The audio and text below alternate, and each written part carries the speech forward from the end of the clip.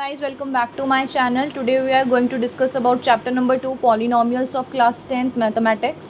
तो सबसे पहले तो हम यही डिस्कस करेंगे कि अगर एक पॉलिनॉमियल में हाईएस्ट पावर 1 हो तो उसको क्या बोलेंगे, दैट विल बी लीनियर.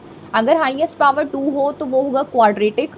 अब ये पावर की बात आई कहाँ से शुरू हो रहा है, तो ये शुरू हो रहा है वेरिएबल और कोफिशिएंट से. एक पॉलिनॉमियल का मतलब क्या है, एक कुछ टर्म्स को मिलाकर पूरा पॉलिनॉमियल बनता है विच इज़ इक्वल टू 0.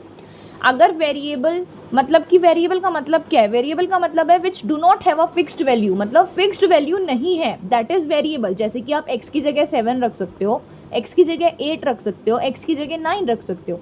ऐसे ही कोफिशिएंट का मतलब है विच है fix value which you can not change. अब 7 की वैल्यू तो चेंज नहीं कर सकते हो ना, अब 7 को 6 तो नहीं बोल सकते हम, तो that is coefficient. Sum of zeros क्या होता है, सम ऑफ जीरो होता है minus B upon A, product of zero होता है C upon A. Now let's just take an example कि कैसे होते हैं, क्या है ये एग्जाम्पल के थ्रू. अब अगर मैं बोलूँ ये इक्वेशन दे रखी है x square plus 7x plus 10, तो अगर ये इक्वेशन दे रखी है एक्स स्क्वायर 7x प्लस 10 और पूछा है वेरिएबल ऑफ 7 बताओ. वेरिएबल का मतलब क्या बताया था, जिसकी वैल्यू चेंज हो सकती है. तो 7 का वेरिएबल क्या है, x है, तो 7x हो गया. तो वेरिएबल ऑफ 7 क्या हो गया, x. कोफिशिएंट अगर बोला है कोफिशिएंट ऑफ x बताओ, तो x का कोफिशिएंट क्या है, x के साथ में क्या है कोफिशिएंट 7 है, तो 7 हो गया. अब ये सम और जीरो प्रोडक्ट ऑफ जीरो क्या है, सम ऑफ जीरो मतलब कि minus B upon A. Now what is b, what is a, what is c. Minus b is coefficient of x upon coefficient of x square. c is the constant term which is given in the last and a is coefficient of x square. Minus b क्या है यहाँ पर, coefficient of x. Coefficient of x क्या हो गया, 7 हो गया. Coefficient of x square का कोफिशिएंट कुछ नहीं दे रखा है तो इट विल बी 1, तो a क्या हो गया 1 हो गया. c क्या है, कोफिशिएंट ऑफ c हो गया हमारा कांस्टेंट टर्म, तो कांस्टेंट टर्म हमारी क्या हो गई 10, और a क्या दे रखा है एक्स स्क्वायर का coefficient which is 1. Welcome back to my channel. आज हम करने जा रहे हैं चैप्टर नंबर 2 क्लास 10 पॉलिनॉमियल्स का इक्वेशन, जिसमें कि बोला हुआ है वेरीफाई करो और रिलेशन फाइंड करो बिटवीन कोफिशिएंट एंड जीरो. जैसे कि लास्ट वीडियो में मैं आपको बता चुकी हूँ कि कोफिशिएंट जीरो होते क्या है. आज हम पढ़ने वाले हैं कि इनका इसको वेरीफाई कैसे किया गया है, रिलेशन कैसे फाइंड करना है. तो सबसे पहले तो इसमें मिडल टर्म स्प्लिटिंग होगी. क्यों, क्योंकि वेरीफाई और रिलेशनशिप दोनों दे रखा है. कंफ्यूज मत होना बिल्कुल भी. अगर आइडेंटिटीज़ वाले क्वेश्चन आ जाए तो फिर डायरेक्ट सम और जीरो निकल जाएगा, प्रोडक्ट ऑफ जीरो निकल जाएगा. लेकिन अगर वेरीफाई और रिलेशनशिप बोला है तो मिडल टर्म स्प्लिटिंग ज़रूरी है. सपोज यहाँ पर 1 है. अब क्या करेंगे मिडल टर्म स्प्लिटिंग के लिए, पहली वाली टर्म और आखिरी वाली टर्म को क्या कर देंगे हम लोग, मल्टीप्लाई कर देंगे. साइड में लिख लो भाई, पहली वाली टर्म क्या है 10 है. अब हमें इसको इस तरीके से तोड़ना है कि इसको प्लस और माइनस कर कर x का कोफिशिएंट आ जाए, मतलब 7 आ जाए. तो अब 10 दे रखा है ना, तो अब हम 10 को देखते, पहले फैक्टर देखो क्या है.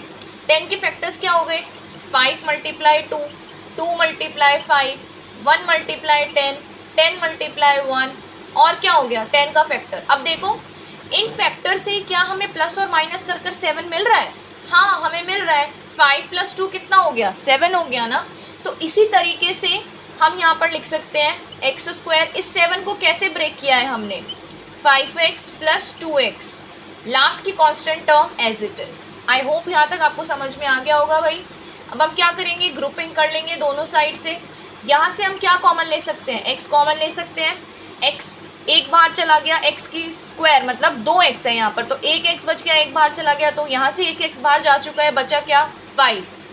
सेम तरीके से यहाँ पर हम 2 कॉमन ले लेंगे क्योंकि 2 की टेबल में 10 आता है, तो x बाहर क्योंकि 2 चला गया है, आई मीन x अंदर, प्लस 2 की टेबल में 10 कितने पर आता है 5 पर आता है, तो x प्लस 5 इन दोनों का एक फैक्टर, दूसरा फैक्टर बन गया x प्लस 2.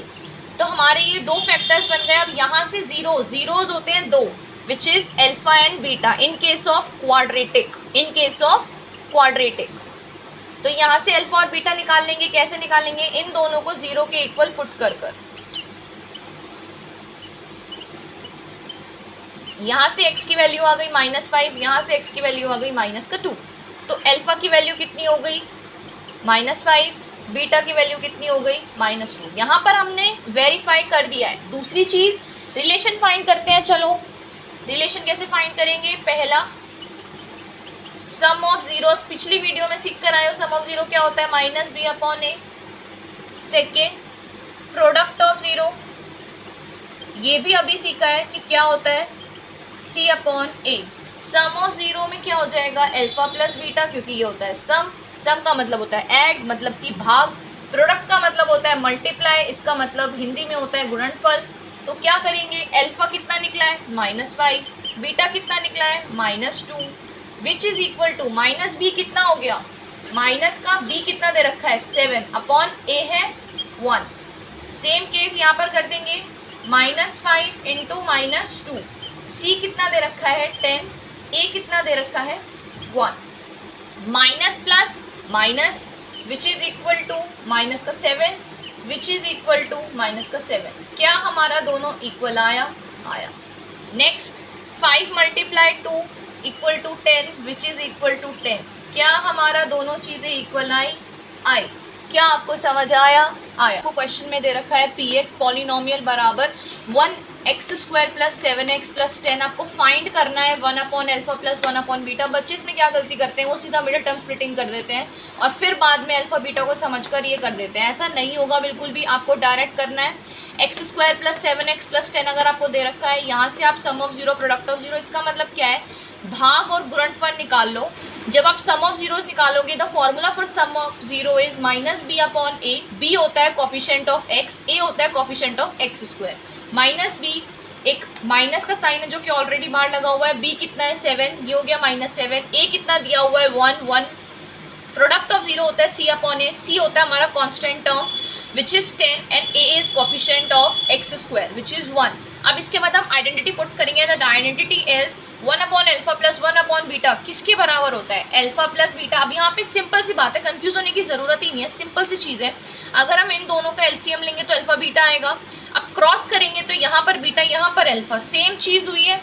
अब ऊपर में क्या हुआ है, ऊपर में आपको ऑलरेडी सम दे रखा है और सम हमने निकाल लिया है -7 अपॉन 1, -7 अपॉन 1 अपॉन प्रोडक्ट कितना दिया हुआ है 10 अपॉन 1, 10 अपॉन 1। अब हमने क्या कर दिया, 1 से यहाँ पर 1 कैंसिल हो गया, the answer is -7 upon 10। So guys, अगर आपको वीडियो अच्छी लगी हो, please do follow, share, subscribe my channel and comment it below.